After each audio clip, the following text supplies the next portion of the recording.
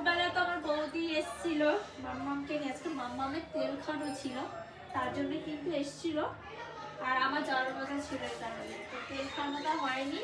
আর আজকে যে 31st day, তা ভেবেছিলাম যে থাকো তাহলে একটু খাওয়া দাওয়া একটু আনন্দ করব, কিন্তু মাম্মামের এত ঠান্ডা লেগেছে আর আমাদের ঘরগুলো এত ঠান্ডা, প্রচুর পরিমাণে ঠান্ডা। আমার বৌদি তো দুপুরবেলা থেকে এসে বলছে তোমাদের বাড়ি ঠান্ডা, তোমাদের বাড়ি ঠান্ডা, আর মাম্মামের জানো একটু বেশি ঠান্ডা লাগছে এবার। তারপরে থাক, আমি ভেবেছিলাম যে একটু থাক, বাট আমার মন চাইছে না, আমি বলছি না তুমি বাড়ি চলে যাও, প্রচুর ঠান্ডা। আমার তাতান্ত মানে ঠান্ডা লেগে গেছে ওই ঘরে গেলে, আর আমি তো গরমও টিকতেই পাচ্ছি না, একটু টিকতে পারছি না, এত ঠান্ডা। ওই ঠান্ডার কারণেই আমি আবার কয়েকদিন ওই বাড়ি গিয়ে থেকে এলাম, আবার সেই বাড়ি এসেছি, প্রচন্ড পরিমাণে ঠান্ডা।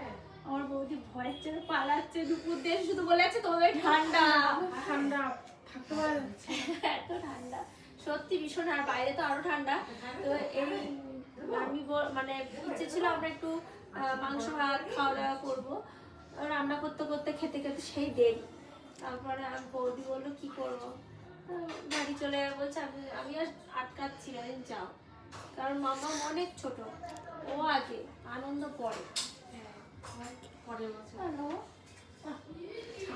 দুপুরবেলা এসছে তখন এই ঘরে প্রচন্ড রোদ, এই ঘরটা ঠান্ডা নেই, যত ঠান্ডা ওই ঘরে। এই ঘরটা গরম না বলো তুমি?